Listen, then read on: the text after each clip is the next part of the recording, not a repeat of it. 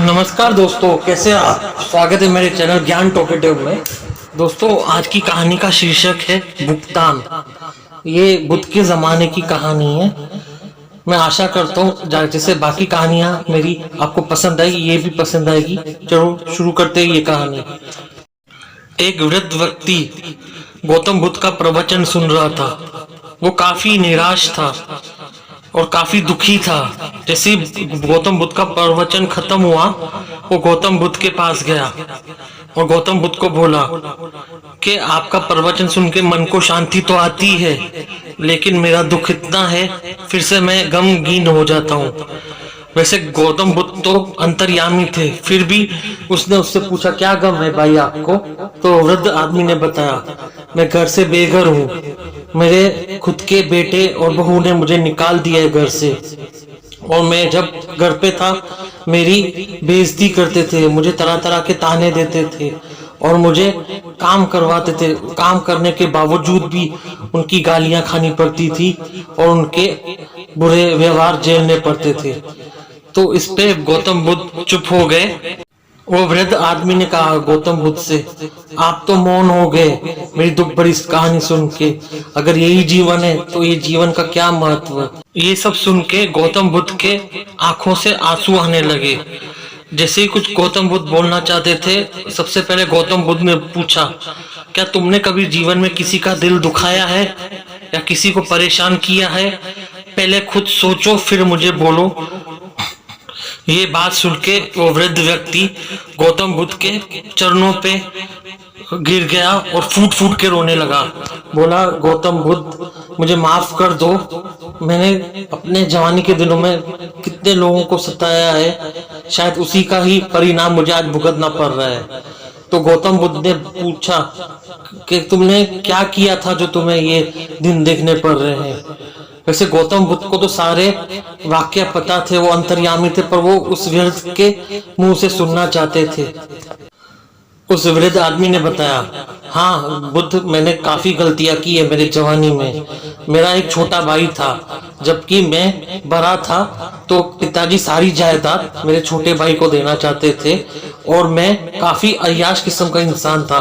मैं उनको पता था, इसलिए वो जायदाद मेरे हाथों में सौंपना नहीं चाहते थे।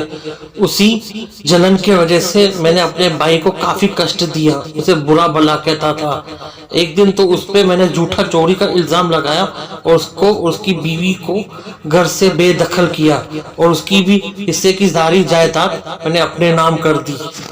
जब तक मेरा छोटा भाई घर पे था, तब तक मैं रोज उसे ताना दिया करता था और रोज उसे बुरा भला गालियां दिया करता था ताकि वो घर से निकल जाए। तब भी वो घर से ना निकला तो मैंने एक योजना बनाई ताकि उसे चोरी के इल्जाम में फंसा के और पिताजी के सामने उसे चोर ठहरा के उसके हिस्से की भी सारी जायदाद अपने नाम कर दूं। तो यही सुन के बुद्ध के आंखों में आंसू आ गए और रुक नहीं पा रहे थे।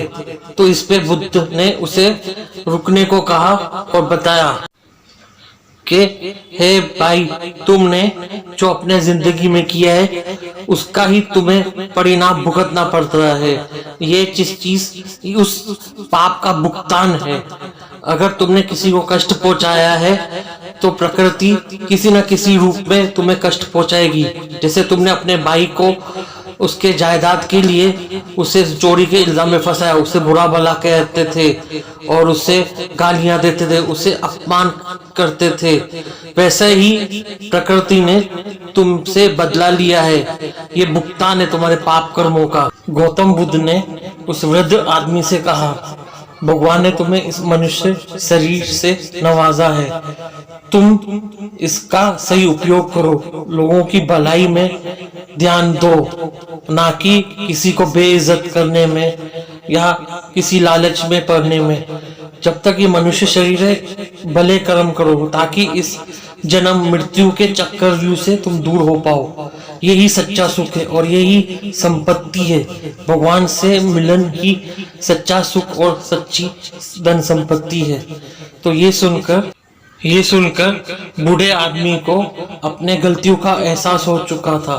उसने कहा था, मैंने अपने भाई का दिल दुखाया, उसे अपमानजनक बातों से घर से निकाला, उसकी सजा ही मिल रही है। मेरे बच्चे वही सजा मुझे दे रहे थे जो मैंने अपने भाई को दी। यही कर्मों का फल है और यही भुगतान मुझे मिला है। दोस्तों, आज की कहानी बस इतनी ही। दोस्तों, हमें इस कहानी से ये सीख मिलती है, हमें जिंदगी में कभी भी किसी का दिल नहीं दुखाना चाहिए, चाहे अपने हो या पराए। अगर हम किसी का दिल दुखाते या किसी पे जुल्म करते हैं, एक ना एक दिन वो सारी चीजें हम पे लौट के जरूर आती है। इसलिए सबसे प्रेम पूर्वक रहो और सबका ध्यान रखो। यही सच्चा सुख और संपत्ति है। जैसे उस बूढ़े व्यक्ति का कर्म उसके भुगतान के तौर पे उसे वापस मिला, जैसे उसने अपने भाई के साथ किया, प्रकृति और भगवान ने उसको ही वैसा ही दिन दिखाया। उसके खुद के बच्चों ने उसे घर से निकाल दिया। इसलिए दोस्तों, सबसे प्रेम पूर्वक रहो। बस आज की कहानी में इतना ही। अगर आपको मेरी ये कहानी पसंद आई हो तो इसे लाइक, शेयर और सब्सक्राइब करना मत भूलना और बेल आइकन जरूर दबा देना, ताकि मेरा जो मैं पहला वीडियो अपलोड करूं वो आप तक उसका नोटिफिकेशन पहुंच जाए।